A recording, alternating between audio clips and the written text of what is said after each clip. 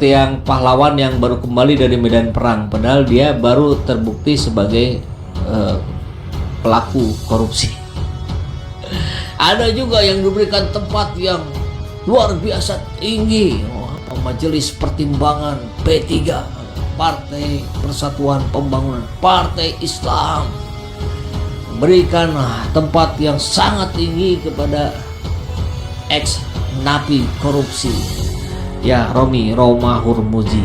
Dan terbukti setelah dia diberikan tempat yang tinggi, yang besar, mulai muncul keanehan-keanehan, bahkan saya bilang sih kesesatan pikirannya.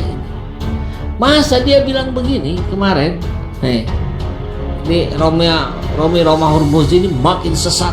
Dia bilang ahli maksiat pun berhak ditaati.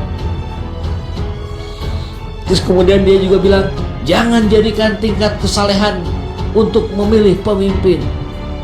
Astagfirullahaladzim, la ilaha illallah. Apa yang ada di pikiran seorang Romi ya? Nanti kita coba lihat berita detailnya. Salah satu prestasi ya Gubernur Jawa Tengah nih, yang nanya nih. Apa sih prestasi Ganjar? Nah ini kejadian nih, faktanya nih. Nah, ini parah nih. Ini pengakuannya nih. Ini pengakuannya. Kalau saya nonton film porno itu salah saya gimana? Jadi kita tidak mau berpolitik itu berbasis hoak, kebencian dan sebagainya. Kita mau bicara tentang berbasis fakta. Jadi 2024 kita bicara tentang gagasan, bicara tentang rekonsiliasi, bicara tentang demokrasi. 2024 soal nonton jangan jadi ukuran memilih pemimpin. Astagfirullahaladzim, la ilaha illallah. Tapi dari statement ini saya kira sungguh sangat sesat. Dia mau bilang karena P3 sudah mengusung Ganjar, maka pilihlah Ganjar.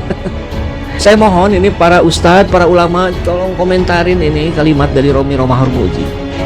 Kalau tidak, ingin betul-betul akan menyesatkan. Seorang pemimpin yang ahli maksiat itu masih memiliki hak untuk ditaati sepanjang dia tidak melarang kebebasan beragama. Jadi ini persoalannya adalah kualitas dan kapasitas memimpin. Ketika kita berbicara kualitas sidik, amanah, fatonah, tablik sebagai ukuran seorang pemimpin, bukan kesalehan yang diambil, tetapi integritas dia. Dan ini yang harusnya menjadi penglihatan dan fokus kita bersama terhadap 3 calon presiden yang nanti akan muncul ini. Jadi jangan kemudian menyoal, wah yang ini nggak beres ini karena suka lihat film bokep misalnya begitu yang kemudian diedarkan di media sosial. Pemirsa, Wakil Ketua Umum Partai Golkar Erwin Aksa melaporkan Ketua Majelis Pertimbangan Partai Persatuan Pembangunan Muhammad Romahur Muzi ke Baris Krim Polri. Romi dilaporkan terkait dengan kasus dugaan pencemaran nama baik dan atau fitnah. Laporan ini telah dikonfirmasi oleh Kabak Penum Divisi Humas Polri Kombes Pol Nurul Aziza. Menurut Nurul, laporan Erwin tersebut telah diterima pada 8 Mei 2023. Saat ini laporan ini masih berada di SPKT Baris Krim Polri untuk ditelaah lebih lanjut. Pasal yang disangkakan yaitu tentang peristiwa dugaan tindak pidana penghinaan dan atau pencemaran nama baik melalui media elektronik dan atau fitnah. Hahaha, makin seru dan rame nih.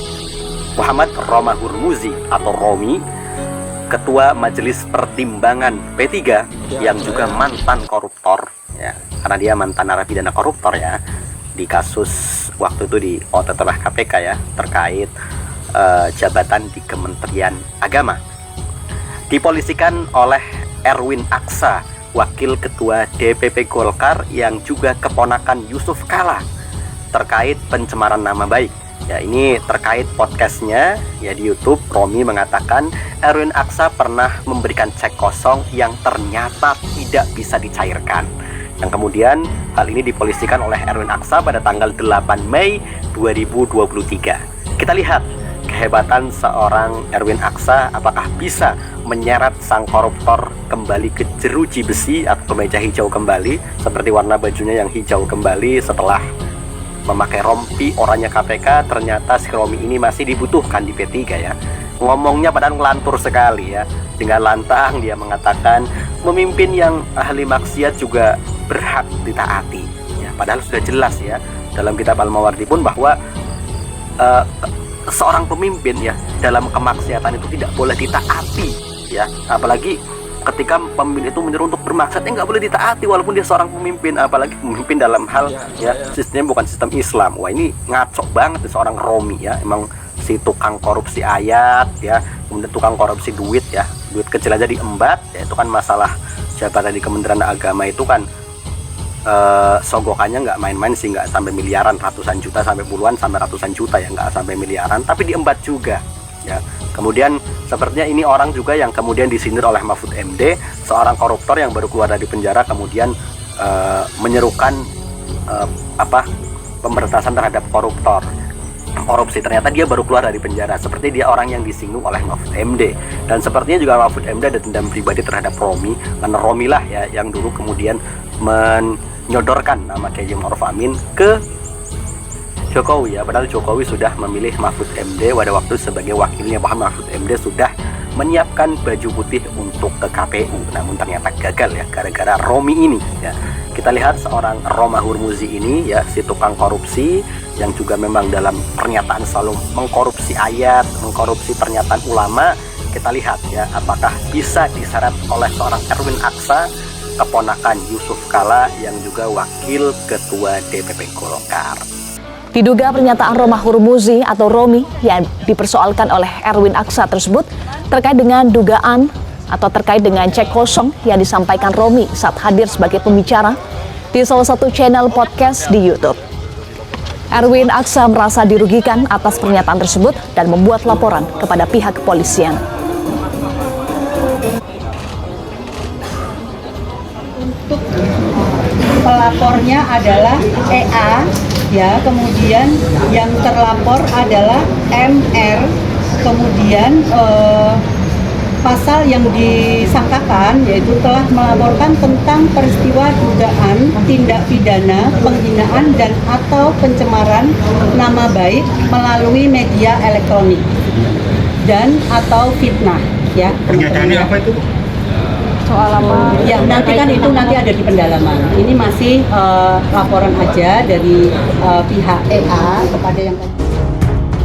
Nama mantan tahanan Komisi Pemberantasan Korupsi Muhammad Roma Hurmuzi sepekan ini menjadi bahan perbincangan publik. Roma Hurmuzi dikabarkan islah dengan partai lamanya, yakni Partai Persatuan Pembangunan. Pria yang akrab dipanggil Romi ini merapatkan dirinya ke P3 setelah hampir 3 tahun menghirup udara bebas usai menjalani masa tahanan di balik jeruji besi. Romi pun kini telah berani tampil di depan publik saat hadir dalam HUT P3 ke-50 pada 5 Januari 2023 lalu. Usai acara, Romi merespon soal kritik yang dilontarkan para aktivis anti korupsi soal aktivitasnya kembali di ranah politik.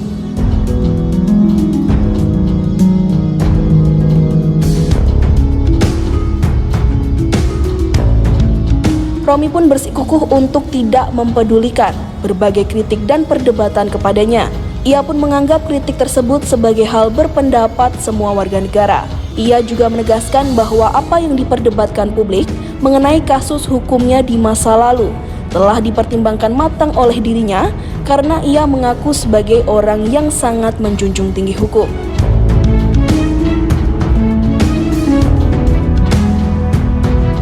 Sementara itu, pelaksana tugas Ketua Umum P3, Mardiono, menilai bahwa sudah semestinya partai tidak membuang Romi. Romi terbukti masih menguasai ranah politik nasional dalam internal maupun eksternal. Ex-anggota Dewan Pertimbangan Presiden itu menilai pemikiran-pemikiran Romi dinilai masih dibutuhkan partai. Oleh karena itu, ia ditempatkan di posisi Ketua Majelis Pertimbangan P3.